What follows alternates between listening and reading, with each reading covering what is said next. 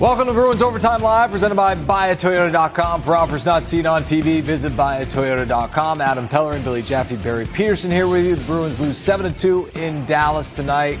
The Stars sweep the season series from the Bruins for the first time in 23 years. They outscore the Bees 12-4 in the two games. Back on October 24th, a 5-2 final. Tonight, a 7-2 final in the second period. In both games, they allow 3 goals, and this thing really fell apart in those final 6 minutes of the second.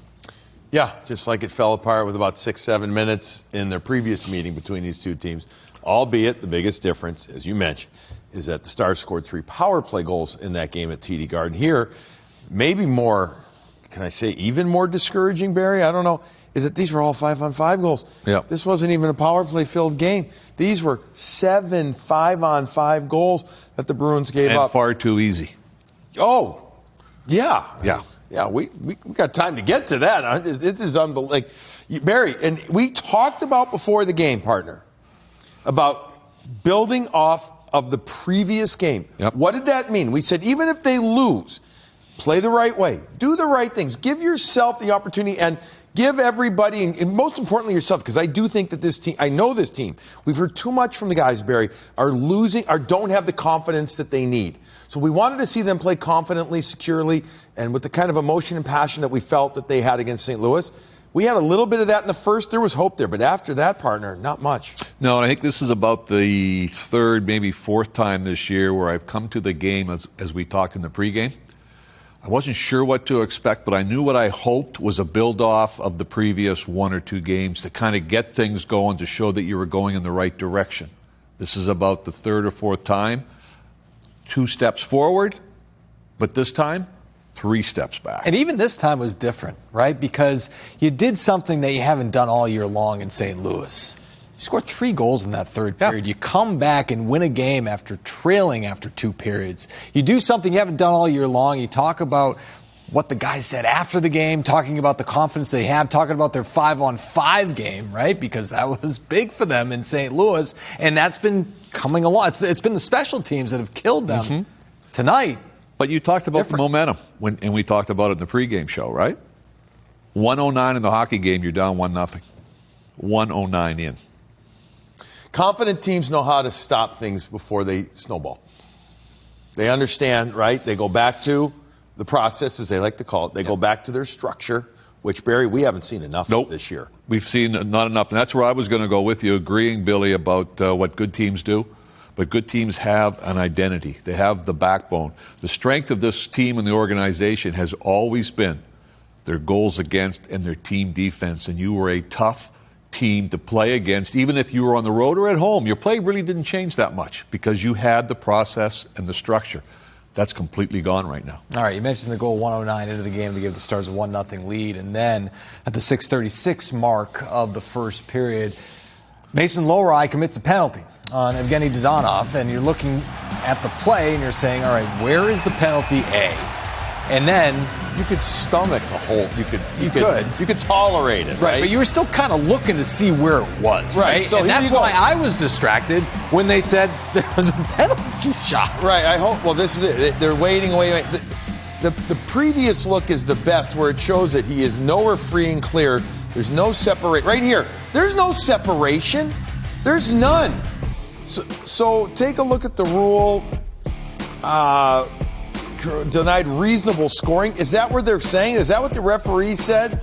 That the number 3 rule there, that the player in possession, which I don't think he had full possession and control, denied reasonable scoring chance?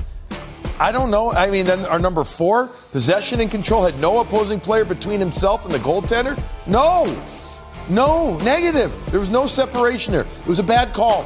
Missed call. No idea why the referee, the official Hansen, made the call like that. We were fired up after the first period for the couple of calls, and we'll go over the second one shortly. However, after watching the last 2 periods, it's kind of like that happened, really? I mean, it's... Oh, yeah. You know what I mean? Yeah. It's just...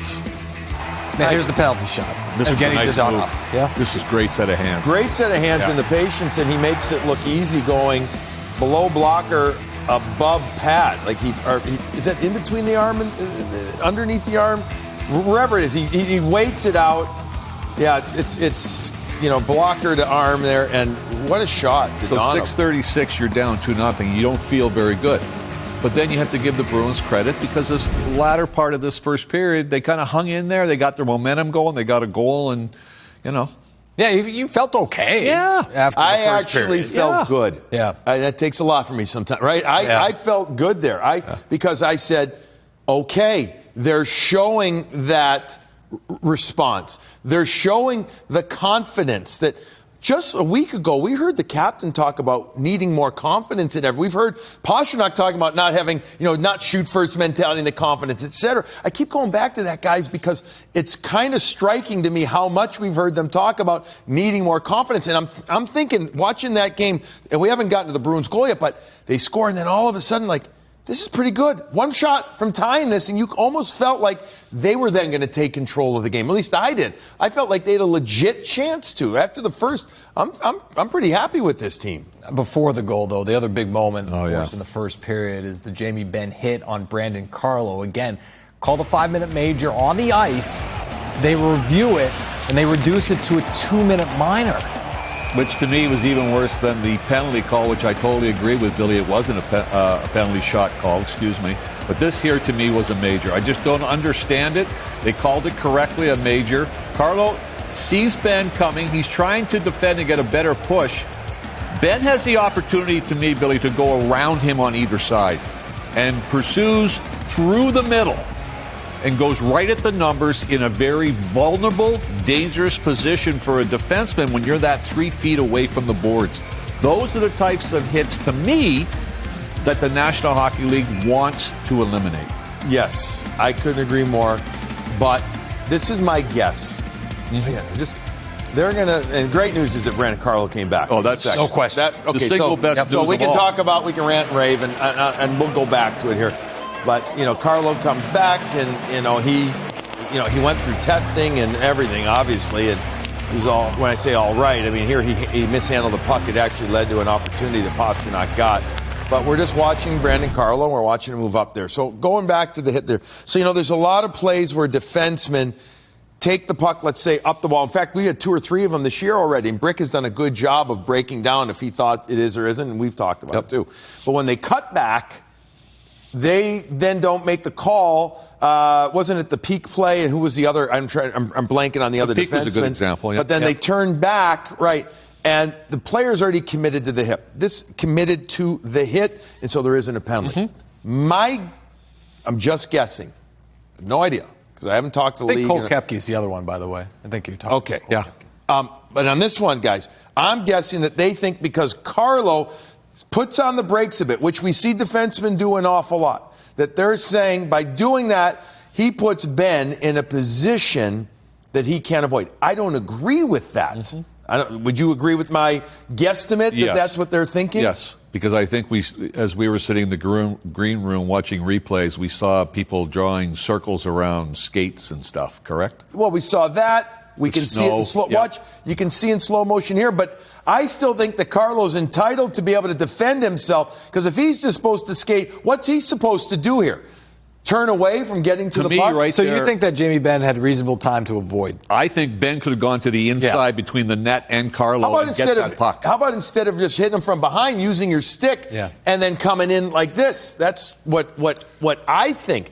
There are some people that are going to disagree with me or us. I think most people would agree with us, but regardless, the league didn't, because the officials looked at it in conjunction with the Situation Room, and they chose to go otherwise. The best news of all of this, though, is that Carlo came back. And the response from Nikita Zadorov responding to that. Okay, so 2-0 game, 2-1 game, and then you go into the second period.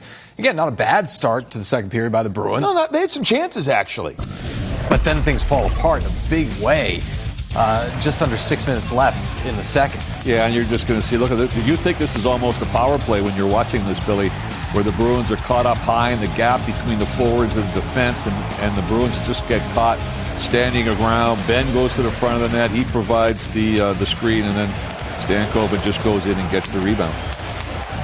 We could, here's the back hand shot, and he puts in a one-handed backhand shot. Minute 41 later. And then here we go again, up the ice, and look how they gain entry, and then the Bruins are just coming back, and Dadonov with his second of the game. You can call him Dadonov or Dadonov, whichever you want. It's called goal scored twice in this one. He roofs it by Swayman. Swayman got beat on that short side roof couple. They got beat in the first shot, right, in the game that way by Duchene, and then he gets beat there.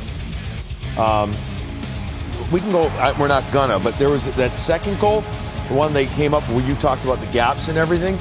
If you actually go back even further, Barry, I didn't see this the first time. In the neutral zone, Bruins were so slow to get to their marks. Yep, the gaps are way too They big. were so slow to get to the marks in the neutral zone, it leaves the gaps going back defensively. That much time left in the period. Star of the game, presented by Subaru of New England. Fall in love with a brand new Subaru as you take a look at the career numbers for Dadonov against the Bruins in 20 games. 2 goals tonight, now 6 goals and 5 assists in his career. You know, he's a veteran. He's a guy that's been a couple of places, and he's adding to some of their offense this year. I still think Dallas is they're going to be looking to add. They think they need that, but here's a guy for the regular season I think can play a kind of rider elevator up and down for them, and he did in this game. He played well on that. I noticed him a lot. I hardly noticed Roope Hintz or Jason Robertson. No, I didn't. But I noticed, Evgenii Dadonov. When we were showing those 3 goals, I do not want to overlook what we talked about at the end of the second, which was the Bruins had that momentum. Coyle's late goal. They fought back. They were battling. It was 2-1 hockey game. A minute 21 into the second, Hintz trips Pastrnak. They got a power play opportunity. 2-1 on the road. If you score there, it's a whole different ball game. If you even have a good power play, you get some momentum. The momentum that was driven off that was the kill from Dallas that all of a sudden turns it around and they get their 3 goals. Something that we talked about in intermission, and it's something that we've talked about throughout the year with the Bruins' inability to convert on the power play. It's really stifled any sort of momentum. By the way, I don't think Pastrnak had a shot through 2 periods. He ended up having 2 on net in the third, if I remember correctly. Including a goal, right? Yeah. I'm saying I don't think he had a shot, though, through 2. Yeah. So. Yeah, stark contrast to 10 shots on goal in St. Louis. Stars, by the way, 14 goals scored in the last 2 games, back-to-back 7-goal performances. Both against teams that wear black and gold. That's a very good point. Anything else before we go to break? It's a meaningless point. Andy Brickley's conversation with Jim Montgomery after the Bruins loss in Dallas. That's coming up next on Bruins Overtime Live.